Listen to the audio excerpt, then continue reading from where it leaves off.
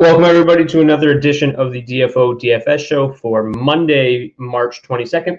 I hope everybody had a good weekend. Welcome to anybody who has never been here before. Thank you so much for coming. If you're new, please subscribe to the YouTube channel, smash that like button if you could as well. So I'm a little bit, a couple minutes late here. We just had some late breaking COVID-19 reserve list news that I was trying to get to before I came live. So I am still just kind of trying to edit some lines here as we go, but we do have a busy 10-game slate for this evening. Nothing like a 10-game slate on a Monday. Pretty busy day, but all in all, looks like we got a really good slate on our hands, which is going to be fun. We are, what was I going to say? Oh, if you are new to the show, please, subscribe or not subscribe, sign up for DFO Premium if you like what you see in the Google Sheets. Everything that you see today can be available to you if you join Google Sheets or if you join DFO Premium. And yeah, you can do that for as little as $9.99 for a week. So yeah, Joel Armia and Brett Howden were added to the COVID-19 reserve list. So I'm just trying to take them out of the lineup on DFO right now. Just trying to kill some time. So sorry, we will get to it here in a second. All right. So yeah, 10-game slate on our hands this evening. We do have Connor McDavid. We do have Nathan McKinnon. So obviously there's going to be some chalky spots, but we're going to try to find all the best, plays on tonight's slate. So let's start with the goalies like we always do. We've got Jonas Korpisalo starting for the Columbus Blue Jackets, who will counter, the Hurricanes will counter with Alex Nedeljkovic. The New York Rangers will start Keith Kincaid for a second straight game. Unconfirmed who starts for the Sabres. Most likely Carter Hutton after they traded Jonas Johansson. But I'm assuming that this goalie is probably going to get confirmed while I'm on the show right now at 5:15. For the Canadians, Carey Price will be in net. The Oilers will go with Mike Smith. Philip Gustafson is expected to make his first start of the season. I think first career NHL start, actually, for the Senators tonight against the Flames, who will go with Jacob Markstrom. For the Flyers, Brian Elliott starts tonight. Carter Hart goes tomorrow. Unconfirmed who starts for the Islanders. Really no idea ever at this point. For Minnesota, Cam Talbot will go. Ryan Miller confirmed John Gibson remains sidelined for the Ducks. Unclear who starts for the Coyotes. We know that it will not be Darcy Kemper, so look for either Antti Raanta or Aiden Hill. Philip Grubauer back in net for the Avalanche. The Canucks will go with Thatcher Demko. Unsurprisingly, Connor Hellebuck confirmed for the Jets. It is Robin Lehner's turn to start for the Golden Knights. Marc-Andre Fleury went last night, so look for Lehner between the pipes for Vegas. And then for the Blues, Jordan Binnington is confirmed. And same thing for the Sharks. They've confirmed their netminder, which will be Martin Jones. Jonathan Quick, unconfirmed, but expected to start on a back-to-back for the Kings. Hey, Brock, is there anything you could do about my ability to post on DFO? Yeah. Just reach out to me on Twitter if you haven't already, and I will take care of that after the live show. And yeah, smash the like button. Please do. If you guys like this, always super helpful. So yeah, let's get right into it. We'll start at the top here, Hurricanes and Blue Jackets. So in this game, it's the Blue Jackets are going to change things up a little bit tonight. Nothing too crazy, but they will shake the lineup up a little bit. Kevin Stenlund is going to be on the top line with Oliver Bjorkstrand and Patrick Laine. Roslovic will center Domi and Atkinson still, Nash, Foligno, and Jenner on the third line. So Kevin Stenlund up on the top line is a little bit of a wrinkle for the Blue Jackets, but mostly 5v5 score likes Carolina 2-1. Really doesn't like the Blue Jackets, hasn't liked the Blue Jackets once all season. They really don't do a whole lot at even strength. So, when you're basing an entire model on 5v5, ability to create 5v5 offensive chances, obviously you're not going to grade out very well. In terms of the matchups for this game, we do have, kind of a hard match situation going on here. Columbus won. About 50% of their ice time is going to come against the Aho line. And then the Jordan Staal line is going to see about 57%, about 50% of their ice time against Columbus too. So pretty, pretty high up there. It's mostly going to be top six against top six, bottom six against bottom six is kind of the easy way to look at this game. As you can see here, the Blue Jackets, not really getting anything going offensively. These lineups don't do them very much justice. All four lines grade out below average offensively, and all but the fourth line grade out below average defensively. Just really a tough season for the Blue Jackets. Haven't really been able to get anything going. For the Hurricanes, really the offensive numbers with the way the lines are now, like for whatever reason, Netchas and Nino Ryder just haven't had the same success with Sebastian Aho as they did with Vincent Trocheck. I don't know if it's a stylistic thing or what, but just hasn't been quite the same offensive production. But the numbers are still pretty good. 28 scoring chances, 4 per 60, 12 high danger, pretty solid numbers. Where, they get their boost tonight is in a pretty cushy matchup against the top 6 of the Blue Jackets, who have struggled defensively. So, the Hurricanes' top line or second line don't really stand out that much offensively, but they do have a pretty good matchup on paper. So I do like both of them. If you kind of want to go with maybe just like a one-off, I do like Andrei Svechnikov tonight. He looks like he's in a pretty good spot. And then, you can always just, Netchat still remains pretty reasonably priced at 4,900. He is in that top power play unit right now as well, and still a pretty good matchup. They're still going to see about 30% of the Hurricanes ice time. So I do like Netchat. I do like Svechnikov kind of as one-off plays. If you want to stack, it's kind of just whatever your preference is. They're both basically the exact same tonight in terms of the 5v5 matchup. The power play does not really like them. They have a negative power play score tonight. Their power play is okay. One of the better power plays on the slate, but the Blue Jackets, for their struggles at 5v5, they do have a pretty good penalty kill. So zaps a lot of the Hurricanes' value there on the power play. The Blue Jackets also are one of the most disciplined teams in hockey. So it doesn't look like too big of an advantage on the power play here for the Hurricanes tonight. But their top 6 should have a pretty good chance to get things done at 5v5. Second game of the night, we've got the Rangers and the Sabres. For us to talk about goalie from that first game. Alex Nedeljkovic actually grades out as the best goaltender play of the evening, 8,100. So he's pretty modestly priced, as about the 5th most expensive goalie in the slate. So it looks like a really good option tonight. You don't have to pay the top dollar for him. And he's, like I said, pretty good matchup. Vegas really seems to like him. The 5th best odds to win. And then he's expected to see the 2nd fewest goals against. So, Nedeljkovic looks like a really good play tonight. The reason I thought of the goalies is because Keith Kinkaid, like I said, starts with the Rangers. He is shockingly priced at 8,600. Obviously, the Sabres have become an incredibly cushy matchup. They really can't score. But 8,600 for Keith Kinkaid is pretty wild. Oliver has been playing well. Yeah, Bjorkstrand's been hot. He's kind of, I talked about it on my podcast on Friday. It's really shouldn't be that surprising. I mean, all of a sudden he's in the top 6 and he's producing. Like, playing with Boone Jenner wasn't working. Back on the top line with Line A, it's been a little bit better. And if you want to ride the hot hand there, that's fine. But the Hurricanes are a really tough matchup, so I probably won't go there tonight. But Bjorkstrand is pretty reasonably priced. I remember correctly, 5,400. Yeah, it's not too bad. But the Hurricanes are just such a brutal matchup. Nedeljkovic has been outstanding, so I'm probably not going to play anybody from Columbus tonight. Keith Kinkaid, 8,600, just outrageous. So in the second game, New York 2 looks to be the best play. Buffalo 1 grades out slightly above average, and then the rest of the lines look kind of below average.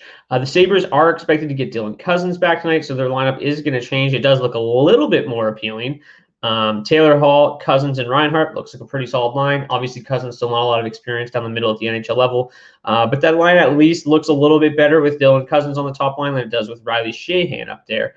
Olofsson, Stahl, Thompson on the second line. Again, it looks a little bit better than what they kind of were forced to go with, but still, the Sabres really, not all that appealing. But New York 2, Artemi Panarin, Ryan Strome, Colin Blackwell grades out the best in terms of their matchup.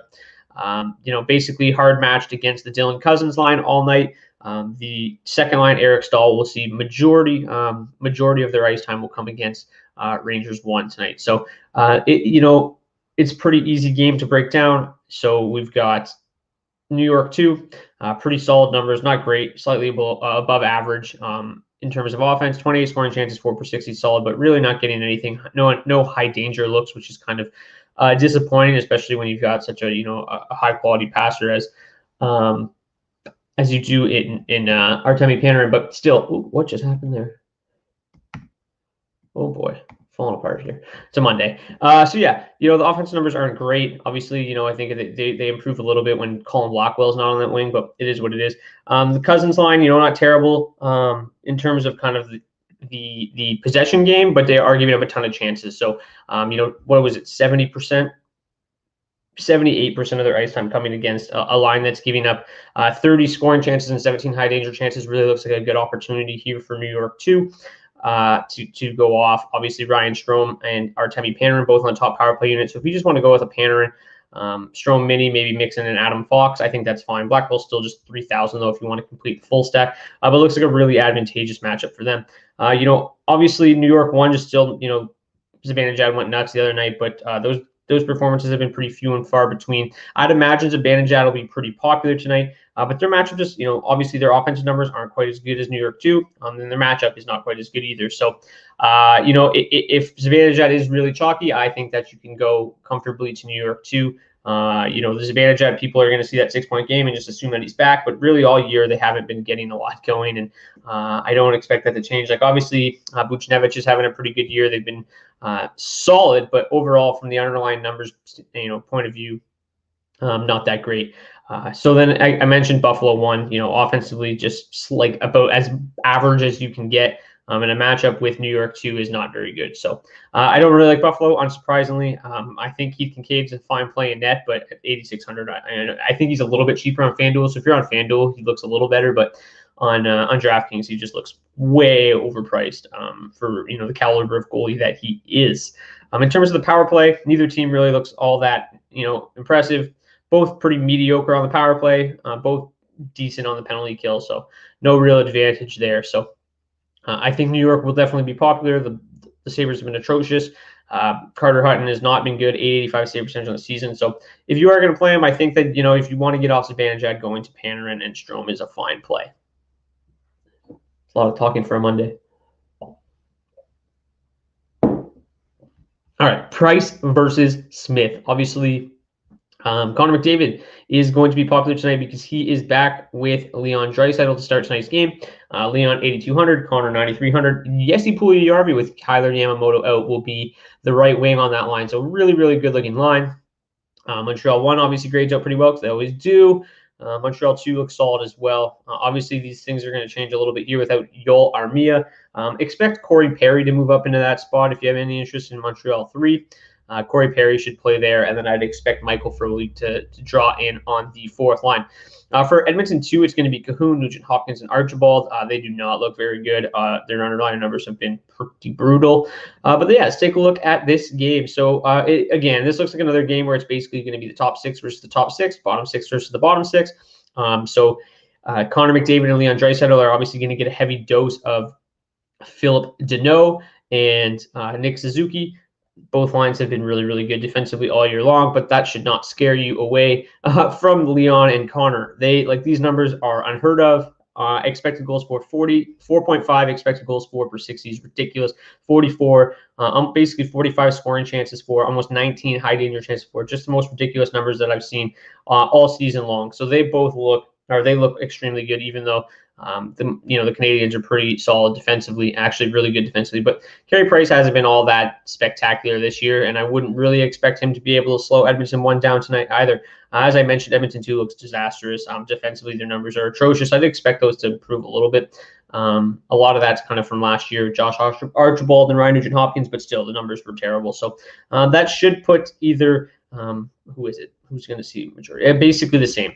So Montreal 1 and 2. Obviously, if I had to pick, it would be Montreal 2 would be my preferred option. I would expect, although this is what they did the first time around, I would expect a nose line to see a little bit more of Connor, especially with Leon on that line. Now that they're all together, I'd expect it to be almost closer to 50 or 60% Deneau, as opposed to kind of splitting between the two. And then that should allow Nick Suzuki to play against Edmonton 2 a little bit more.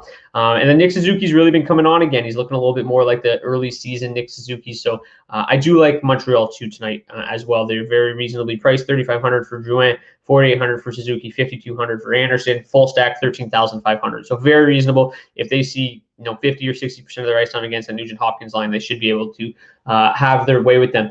Just to mention, if anybody here is new, if you guys have any questions, feel free to drop them in the chat as we go, and I will get to any of them as much of them as I can as I go along here. So yeah, obviously Edmonton 1 looks really, really good. Everyone's going to want to play them, and I don't blame them. But if you want to go the other way, Montreal 2 looks like they're in a really good spot as well. In terms of the power play, Edmonton has the biggest power play advantage on the slate. They have an absolutely dominant power play, ridiculously good, and Canadians have one of the worst penalty kills in the entire NHL. So they look outstanding. The Montreal Canadiens also take some of the most penalties, most undisciplined teams in the NHL. So just looks like kind of all hands on deck here for the Oilers tonight. So, obviously Ryan Nugent-Hopkins doesn't look great as at 5v5, but if you want to build a Oilers power play stack and kind of just to differentiate your lineups, because obviously Leon and Puljujärvi and McDavid are all going to be popular. If maybe full power play stack's a way to get a little bit different tonight with Edmonton, because it definitely looks like a solid play. And the one thing that's so nice about Edmonton's Edmonton power play stack is they basically play the entire power play. Basically Nugent Hopkins, McDavid, Leon Draisaitl, they stay out there for the entire power play. Alex Chiasson goes out there to start the power play. And then about a minute in, he swaps with Puljujärvi, and then the same thing, Barrie swaps with Darnell Nurse. So the other three always stay on the ice. So you don't have to worry about if there's a power play goal, it's going to be one of those three most likely. So always interesting. Mike Smith looks really solid tonight too. He looks like the best value goaltender. He's the third best goaltender on the entire slate. Obviously, the Canadians rely on a heavy shot volume, so Mike Smith should expected to see the second most shots on the entire slate. And then in terms of the odds, middle of the road. Basically as even of a matchup as we're going to get on tonight's slate, the Canadians are actually slight favorites. But given the shot volume, Mike Smith looks like a pretty solid play at 7,400. Okay, the Battle of the Kachucks. We've got the Senators and the Flames. So the Senators, again, continue to just tinker with their lineup. Kachuk, Tierney, Connor Brown, Timmy Stützle, Josh Norris, Batherson, Nick Paul, White, and Dadonov remains the same. This game's a little weird. I don't really know what to do with it. I had a lot better idea the first couple times these two teams met, but this tonight doesn't look all that appealing. I would imagine that the Flames will see plenty of ownership because Philip Gustafsson gets the start for the Senators. He looked really good in relief the other day. He is a former second-round pick. His AHL numbers aren't great, but they're not bad. He doesn't look like too brutal of a goaltender. So I'm kind of more interested in Edmonton and maybe some Colorado tonight. So hopefully, more players are flocking towards Calgary because they think that they're just going to torch this Gustafsson, and could be the case. But yeah, Toffoli is out today, which makes Mike Smith look better. Yeah, of course. Yeah, Toffoli is a huge loss for them. Absolutely. And now no Joel Armia either. Definitely looks like a game that the Oilers should win. But the Flames, their first and third line grade out still pretty well. So obviously there is some interest there. It's basically going to be top line versus top line, second line versus second line, third line versus third line, fourth line versus fourth line is pretty much how this game is going to go. So Ottawa, one with Tierney up there has been pretty bad defensively, which means that Calgary one should be solid, but their numbers just aren't that good. I've mentioned it on the show before. Dylan Dubé really seems to kind of sink whichever line he's on, and from an underlying numbers perspective, it's not to say he's not a good player. Just the analytics just don't seem to love what he does. When he's on the third line, their numbers get way worse. When he's on the first line, their numbers get way worse. So I like Lindholm and Kachuk. I think they're both tremendous players. I think this is obviously a game that they can produce. They've been pretty solid. The second line, the Gaudreau-Monahan line, has just been terrible with Brett Ritchie out there. Sutter seems to love Brett Ritchie up there, but it's just, from a numbers perspective, it's a total shit show. Very low event, just nothing no appeal there. And then the third line, I've talked about them quite a bit this year. They've been really solid all the way around. I do like playing Backlund and Mangiapane mostly as one-offs, not really as stacking options. Mangiapane, though, still just 3,200. He seems to get on the scoreboard basically like once every 3 games. So, if you kind of hit that spot, he's always a solid punt play. Backlund's been extremely reliable. He's my favorite play on this line.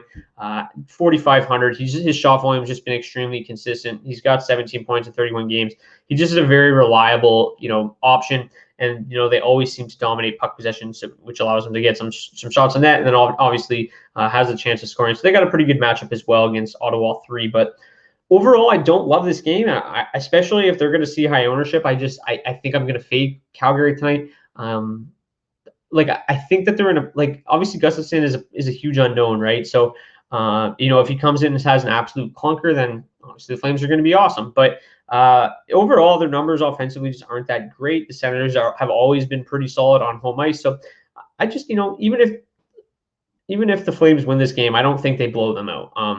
If I'm totally wrong, I'll own that on tomorrow's show, but I just don't love it tonight. Obviously, Philip Gustafson doesn't grade out great. Vegas hates their chances of winning. Obviously, the Senators aren't great defensively, so he doesn't grade out. Markstrom's 8,300, the seventh best goaltender grade on the slate, so even he doesn't look that outstanding. But yeah, if they're going to be popular, then I'll be happy to just kind of let other people play them, and hopefully that takes some ownership off people in better spots. The Flyers and the Islanders. So Sean Couturier is expected to be back. He's officially a game time decision. Unclear. It looks like he's going to play. They said basically they're hopeful that he plays. So it sounds kind of all in all. Andrew hasn't been so hot lately. Good GBB play. I don't know who Andrew is. Who's Andrew? Am I missing something? Oh, Mangiapane? Yeah, no. He's gonna be super low owned among those Flames players like Mangiapane and Backlund will be near the bottom. But from an underlying numbers perspective, they've always played very well, and they got a pretty good matchup with that Colin White line. So this is one of the few games this year where all 6 lines grade out below average. Just really not a whole lot of offense. Kiefer, it all depends. If the Islanders make some changes to their lineup, I think that looks somewhat appealing. But as it stands right now, Leo Komarov is on the top line, just crushes the Islanders. Michael Del Cole on the second line instead of Beauvillier crushes the second line. So the Islanders really just the way that their lines are just make them, not very appealing. There's no hard matching going on in this game either. Basically everybody versus everybody. So it's really hard to kind of get a read on it. But overall,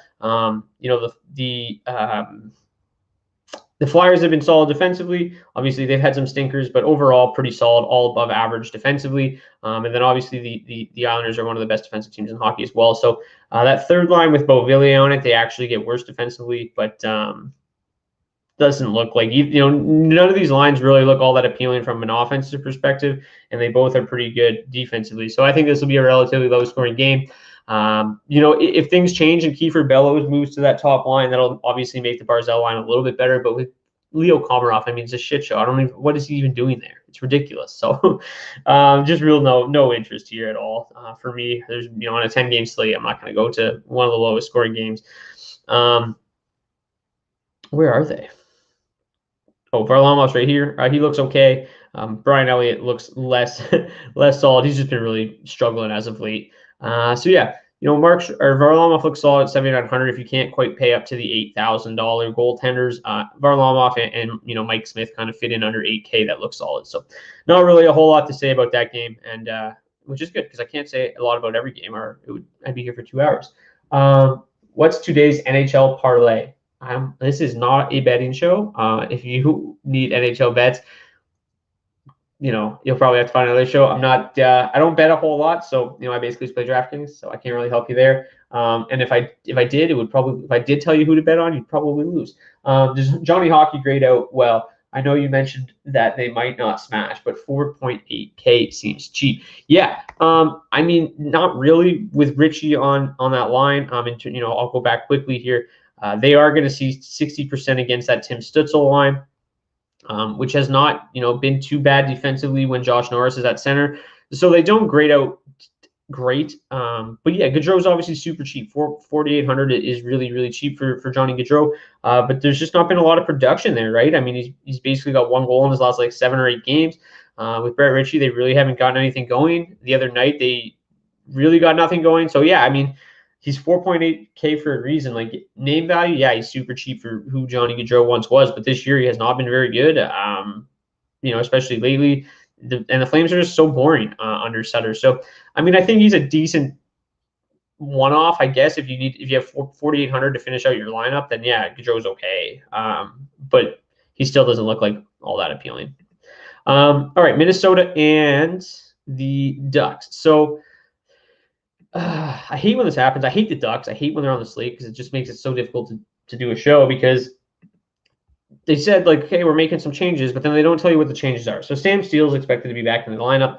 I have no idea what the lines are going to look like. Last game, Max Comtois was on the 4th line. Maybe he gets benched tonight. I have no idea. He took some shifts in the 4th. He got benched for parts of the 3rd. So maybe he's the one that's tonight. and their whole lineup changes, so it really kind of makes it difficult. Hopefully, from a Minnesota perspective, this is what the lineup looks like because they're brutal.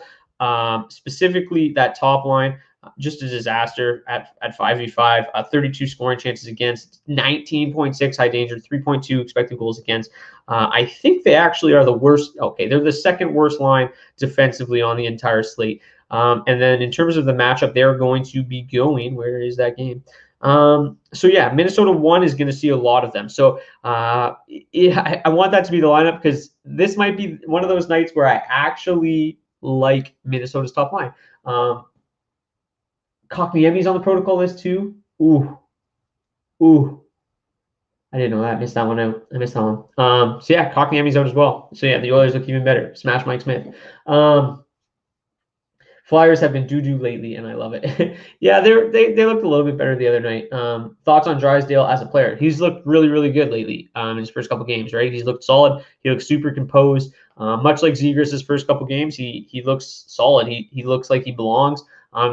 And like, so Josh Manson comes back tonight. So Drysdale might sit. That's something to keep an eye on. Luckily, the Ducks are at 7:30, so you have a bunch of pivot options if you are banking on Drysdale tonight. I would imagine he stays in the lineup. I have him still in the lineup, but just know that he could get benched. They've done crazier shit. They've benched Zegras twice. So right now I have Jakob Larsson coming out of the lineup, but if it's Drysdale, you're going to have to find some pivots. But yeah, so let's talk about this matchup again. So Minnesota as a whole, not that great offensively at 5v5. Obviously, they just took a couple of whippings in Colorado, but they really came on in the third period the other night. Hopefully, that gets them going. Hopefully, they're looking to avenge those losses tonight. So the top line, again, Rask, Kaprizov, Zuccarello, I've never really liked what they've brought offensively, but if they're going to see the majority of their ice time against that Getzlaf line, if that's what the Getzlaf line is going to look like, they're going to absolutely crush them. So, I don't know if I'm going to full stack Minnesota 1, but I really, really like Kaprizov as a one-off option. And then depending on if they stick with it, so Brad Hunt, which it makes sense. I don't know why he wasn't there in the first place. If he's going to be in your lineup, he needs to be on the power play. It's really the only thing Brad Hunt does well. He's not a great defenseman, but he's a great power play quarterback. So he was on the top power play in the last game. He's a minimum price, looks terrific. So, I think maybe you go with a Kaprizov Hunt mini. You get some super salary relief with Hunt. Kaprizov still not that expensive at $6,000.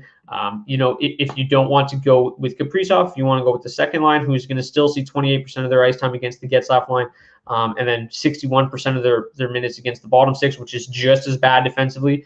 So maybe you want to play a Kevin Fiala. Kevin Fiala is on the second line, which their numbers aren't great, but Fiala is a little bit cheaper than Kaprizov at 5,200. Obviously, a focal point of that top power play unit. So I like both of those guys. You're probably not going to play them in the same lineup together, but one of them with Brad Hunt, it provides some salary relief and it also gives you some pretty good upside in a really good matchup with the Ducks. Obviously, the fact that Ryan Miller's in net helps. He's not looked very sharp. So from a power play perspective, overall the Wild not very good. They have a terrible power play, one of the worst in the league. From a percentage standpoint, from a numbers perspective, it's not quite as bad. They do generate some chances. They're still below average, but the Ducks penalty kill is not that great either. So there should be some chances here for the Wild. And I don't think that they'll be massively popular tonight. There's a lot of chalky looking spots. So I think you can get Kaprizov at pretty decent ownership after some stinkers against the Avs. Makar or Fox tonight? Probably Makar. He's just too cheap. 5,100 is too cheap for Makar, I think. That power play is just too good. I'd have to go Makar. And I'm going to that game right now. So let me just roll it in here. Eric Ingles, another note. Bill Daly just in said it's possible this game will be postponed. Some new facts have emerged. Stay tuned. Okay, well, yeah, if Edmonton gets postponed, that's going to change everything on this slate. But I mean, I'm breaking down every single game, so you'll have some pivot spots to go to. But obviously, thank you, Clamps. Something to keep an eye on for sure. So, all right, let's talk about the Avalanche and Coyotes. So, obviously, Colorado won, grades out as the best option in this game. They just absolutely crushed the Wild, and the Wild, came in really as kind of one of the best 5v5 teams in hockey, and they just destroyed them. And so I really don't think that the Coyotes I don't think the Coyotes have a chance. Clamps is still on as of now. Yeah, so we're still all in on Edmonton. Hopefully it goes on because this is like an absolute smash play. Missing 3 of, basically their entire third line. And Mike Smith's only 7,400. So please let it play. But again, first, hopefully everyone's healthy and everyone's okay. All that stuff. We don't want anybody to get sick. But if we can do it safely, let's play the game. So yeah, Colorado 1 looks outstanding. In terms of their matchup, basically 43% of their ice time is going to be coming against the Christian Dvorak line. The rest of that ice time is going to be coming against the fourth line, which is the Johan Larsson line. So Dvorak's line, giving up 30 scoring chances against per 60. They're going to get destroyed. The Johan Larsson line looks a little bit better right now, but still below average defensively. They're going to get destroyed. So you've got Avalanche top line. They're averaging over 40 scoring chances for per 60. Only them and McDavid. Oh, just kidding. And the third line of the Avalanche. So yeah, like this is why the Avalanche are so good. Like look at how dominant they are defensively and how good they are offensively. Like, they're an absolute juggernaut. So again, obviously everyone's going to like Colorado 1 tonight, but this matchup looks outstanding. Going against Dvorak, where do they grade out? Arizona 2. Yeah, so the 8th worst defensive line on the entire slate against the 2nd best offensive line. So it looks like an absolute smash spot for them. So if you want to go off of Colorado 1, Colorado 3 looks solid. The matchup's not going to be great. They're probably going to see about 58% of their ice time against that Schmaltz, Garland, Keller line, which has been really solid offensively, and pretty average defensively. But the sample size isn't huge, but it's not super small either. And these numbers are ridiculous. And this is Yost, Donskoy, and Nichushkin. I mean, they're averaging the same amount of scoring chances per 60 minutes than Colorado 1. And you get them, if you want to full stack them, that is, at 8,700 versus 23,000. So obviously you're going to want to play Colorado 1. They fully correlate on the top power play unit. But if you want to just still get exposure to this game and get off of Colorado 1, maybe you want to play Edmonton 1. If that game happens, Colorado 3 looks like a terrific value option. If I was going to leave somebody off, I don't love Donskoy. He just doesn't shoot enough, but he, obviously if they're going to score some goals, he has a chance to get in on the action. And if you're going to stack Nichushkin and Yost, you might as well just throw Donskoy in the mix and full stack them at 87 and hope they connect for a goal or two. But yeah, Yost has been playing really, really well. So well that they've, refused basically to put Comfer back up there and really make any lineup changes. He's been shooting like crazy. Nichushkin's been the same. So they're very reliable options for their price. So like I said, if you want to leave one off, it would be Donskoy for me. But at that point, like really, what do you, unless you want to pay up for somebody else, and that's fine. It would be Nichushkin and Yost first and foremost, and then Donskoy if you need to. They pair well too with Sam Girard on the second power play unit. Sam Girard down to 4,700. Obviously not quite the option that he is when he's on the top power play unit with no Cale Makar, but he's still fine. If you want to just throw Makar in there and get exposure to the top power play unit, as well as just have a solid value stack, but fade Colorado 1, then you can still play Cale Makar. Totally fine with me. So yeah, that's that. Those teams look great. I have no interest in Arizona. I will never play anybody against the Avalanche. I don't care. Even if they go out and torch them, I'm just not. Like, these defensive numbers are just too good. So I'm not playing Arizona tonight. I played Arizona against Anaheim last week and it worked. It was great. They crushed them, but not tonight. Okay, Vancouver and Winnipeg. This is one of the more interesting games on the slate because I don't think it's going to draw a ton of ownership, but it looks like it could be like 7-6. Like all these numbers over here, everybody except for Winnipeg 4 sucks defensively. So I mean, I don't know. It's a weird game. Overall, Winnipeg 1 grades out with the best score in this game. That's Stastny, Scheifele, and Wheeler. Second would be Vancouver 2. Which I'm a little bit surprised at how good, their offensive numbers actually aren't that good, but their matchup is outstanding. Winnipeg 2 grades out pretty well as well. Oops, I just clicked the wrong button. So what's going on here? So the Bo Horvat line, 85% of their ice time is going to come against Scheifele. They're going to hard match against Scheifele tonight. So Bo Horvat's line, not very good defensively. They continue to hard match him. I feel bad for him because they're just not that good. I love Bo Horvat as a player, but underlying number perspective, they get absolutely crushed game in and game out. So yeah, this looks like a great spot for Winnipeg 1. They've been pretty solid. 2.99 expected goals for per 60 is nice. 13 high danger chances. They're good. They're solid. So they look like they're in a good spot. No doubt about it. Obviously, the only concern would be Thatcher Demko's lights out right now. Winnipeg 2, a little bit different. They're going to see a mix of Vancouver 2 and Vancouver 3.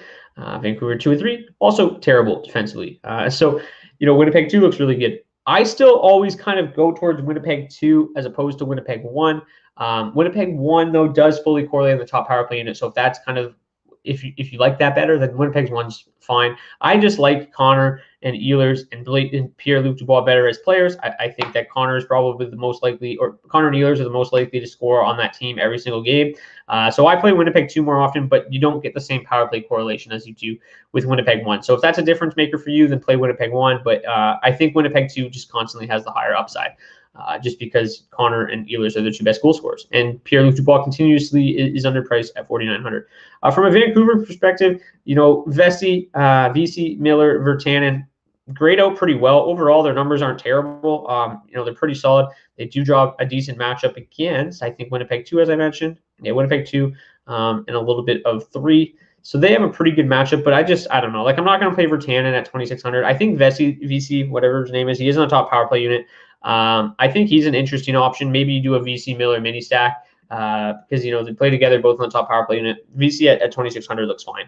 Obviously, he hasn't done much in his first 2 games with the Canucks, but he has played 18 minutes in both games, so there is some potential there. So I think he's fine at 2,600 as a super cheap value option, and maybe as a mini stack with Miller. But feel free to leave Virtanen off. And then I don't really have a whole lot of interest in this top line. Bo Horvat, when he's gets down around 6,000 to 5,000. Sometimes he was under 5. He looked great, but back up at 6,700, no real interest there. So yeah. The 9th game of the night? Yeah, 9th game. So the Golden Knights did not hold a morning skate today because they did not, all right, so they played last night. So Pacioretty was out. So Alex Tuch moved up with Stevenson and Stone, Marchessault with Carlson and Smith. So yeah, second line stays the same. First line looks nowhere near as good without Pacioretty. So in terms, where are they here?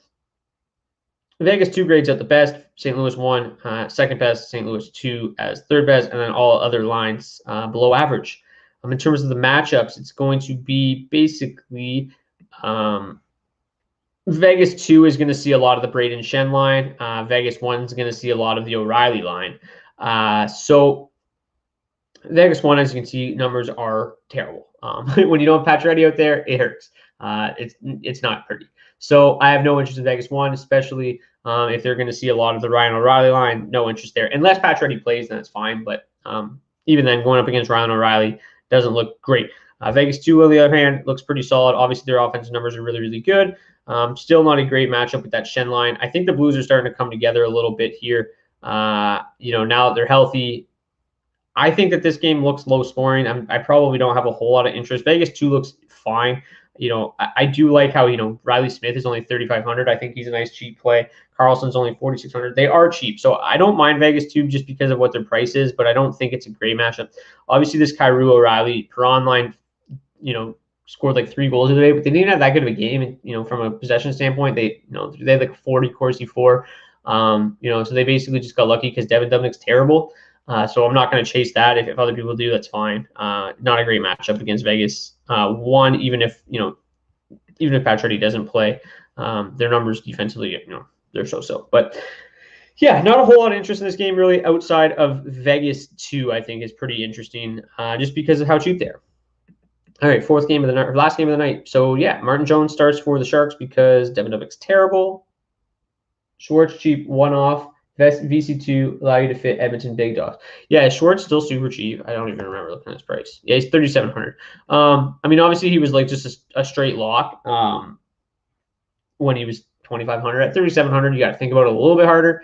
I think I'd still rather play Puljujärvi at $400 more expensive. Schwartz really wasn't shooting the puck. It's nice to see him shooting a little bit more now that he's back, but at 3,700, yeah, I'm not locking him in like I was the other day. But yeah, VC looks solid. Puljujärvi is probably a little bit better to me if Edmonton plays than Schwartz. But all right, yeah. So the Sharks and Kings. So San Jose 1 grades out the best. Still not great though. Really this game just doesn't look that appealing either. Both teams slightly above average. It is going to be Couturier against Kopitar, second line of the Sharks against the second line of the Kings. Pretty much the entire game. So I think that if I'm going to play anybody in this game, it's going to be San Jose's second line. It'll be Hurdle, who is just 4,700, and it'll be Meyer, which where's his price? 5,100. So they're still reasonably priced. I'm not going to play Marlowe at 2,500, but they got a nice matchup. So they're going to see second line of the Kings most of the night, who aren't very good defensively. 29 scoring chances, 10 high danger. They don't look that great. Meanwhile, Meyer and Hurdle look really solid offensively. Comfortably above average. So, they're not going to blow the wheels off of the Kings tonight. I wouldn't imagine, but they definitely look like a team that could score a couple goals, or a line that could score a couple. And just at that price, they're really, really cheap, right? 47 and 5,100 for Hurdle and Meyer is way too cheap. So I do like them. That is a nice matchup with the Kings second line. Martin Jones has been playing pretty well. I just don't really play the Kings that often. Their top line's done very well this year, but overall they just don't produce a whole lot. So I'm like, I just don't play the Kings very often, unless it's a super obvious matchup. And tonight going up head to head with Logan Couture is not a super obvious matchup. So I don't really have a whole lot of interest in the Kings. I do like San Jose too a little bit. In terms of the power play, I kind of missed it for the last 7 games. Colorado, obviously super, super good power play option tonight. One of the best power plays on the slate, second best only to the Oilers, against a pretty brutal Coyotes penalty kill. So super good. Coyotes also one of the most undisciplined teams on the slate. So that looks really good. Both the Canucks and the Jets have pretty good power play scores tonight. Both teams basically just are going up against dreadful penalty kills. So that helps. Especially the Jets. But yeah, the Canucks power play is just not quite the same thing without Elias Pettersson. I don't know. I think talking about the goalies here for a second, I think Hellebuck's pretty interesting at 7,700. Demko too, 7,600. Obviously, I said it looks like it could be a super high scoring game. It's definitely the case. But both goalies are outstanding, and Hellebuck to me is especially interesting because the Canucks really aren't that good right now. They haven't been that good all year. And without Pettersson, they haven't been very good. So Hellebuck at 77. He's had his ups and downs, but I still think he's pretty solid. I still like Mike Smith more, but if you want to, get off the chalk a little bit, then I think Hellebuck's pretty interesting there. In terms of the rest of the goalies, Kincaid grades out really well. 8,600 is just far too expensive. Markstrom's obviously interesting. He's been really solid all season long. But the Senators, like I said, pretty decent at home ice. So, we're coming up at 45 minutes here. So that's probably going to be it. I will talk about some defensemen a little bit, at least some punty defensemen.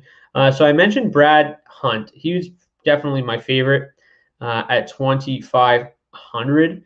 Outside of him, obviously Drysdale's solid. Again, you just got to make sure that he's even going to be playing, because if he's not playing, he can't score you any points. Travis Sanheim has been really, really consistent as of late, playing massive minutes, played 23.5 minutes the other night. He's only 2,800. I do like Travis Sanheim. Keandre Miller has not been as reliable as he was early in the season, but he's still playing pretty big minutes. He's only 2,800. Obviously, they've got a great matchup with the Sabres, so he looks pretty interesting at 2,800. Ryan Lindgren, same thing, good matchup against the Sabres. He's been a pretty reliable option at super cheap as well, just 2,900. Brady Shea's really been coming on as well. Very consistent in terms of both block shots and shots, playing massive minutes, played 24 minutes the other night in Columbus. So I like Brady Shea at just 3,000. So yeah, you got tons of options there at the bottom. Noah Hannafin, he should still be, he could be still quarterback in that top power play unit. He's only 3,300. He's been really, really solid. So I like Noah Hannafin. Hopefully he is still in that top power play unit if you play him. It's crazy to see how cheap Rasmus Dahlin is. I probably wouldn't play him. They're just struggling too much, but it's just he's fallen from grace big time this year. So yeah, a lot of options. I think Vince Dunn's pretty interesting too. He's been really solid, just 3,700. So literally so many options for you on the blue line, and you don't even need to really creep up towards 4,000. There's a lot of solid ones. Thomas Hickey, I wouldn't he got super lucky last game, but that's not going to happen all the time. It's not like he's not known for his offense anyway. So, he obviously had a massive game the other night, but he only played 16 minutes. So, I wouldn't go there. There's there's much more reliable options than he tonight. So yeah, that's going to do it. Unfortunately, I didn't have time to create a contest today, so no contest, but maybe we'll be back for another one tomorrow. Clamp says Hobbit as a one-off. Zook. I mean, yeah, I think that line looks pretty interesting. Obviously, I said that they look good, but at 6,300, there's no reason to play Zuccarello over Kaprizov. Like Kaprizov is the better option in my opinion. Zook's shot volume this year has been shocking. It's not something he's really been known for, but at that price, the fact that he's more than Kaprizov makes no sense. Even more than Fiala doesn't make a lot of sense. So I prefer both of those guys as one-offs over Zook, just a little bit more reliable. But you get the same, basically the same line, same power play unit, everything, and $300 cheaper for a better player at Kaprizov. So 5,400 on FanDuel. Oh, I mean, yeah, I don't really know who's priced around him. Yeah, he's fine. Like I said, that line looks really good. They look like they don't start. They look like they're in a really good spot. I don't love them off. Like I haven't loved them all year. Their numbers just aren't there. They've been relying on crazy efficiency. But yeah, he looks, at 5,400 on FanDuel, then yeah, I think he's probably all right. He's the cheapest of the three, then yeah, that's fine. Totally fine. Only 18 likes. Yeah, come on. Smash that like button, please. Kaprizov's only 5,900. I still like Kaprizov, but if you can only fit Zuccarello, he looks fine too. They play on the same line, the same power play unit. They're both in good spots. It doesn't really matter. If you only have 57, go for Zook. Not a big deal. But yeah, anyways, that's going to do it for today's DFO DFS show. If you guys enjoyed it, please smash that like button. If you haven't already, please subscribe. Hit that notification bell. I go live every single day, Monday through Thursday at the very least, sometimes on Fridays as well, at 5:15 p.m. Eastern. So yeah, smash that like button, subscribe. And if you haven't already, sign up for DFO Premium. You get access to all those sheets that you just saw during the live show much earlier in the day. Sometimes they are up by like 1, sometimes they're up even earlier, sometimes by 3, but it gives you a lot more opportunities just to study, find advantageous matchups, and find players that you want to play, instead of just kind of waiting until 5:15, figuring out who I like, who those sheets like, and then scrambling to build lineups 15 minutes before lock. So yeah, go blue. We got Michigan starting in 57 minutes from now, so go blue. Hopefully they can advance. There's been so many upsets in March Madness. It's hard to be confident at this point. Like everybody you think is going to win loses, and the Big Ten's getting crushed. So hopefully Michigan can at least hold the fort down. Pretty decent LSU team. So go blue, and good luck to everybody tonight. Hopefully you guys all return with more money in your account tomorrow than you have today. See you guys back here 5:15 p.m. Eastern tomorrow. Cheers.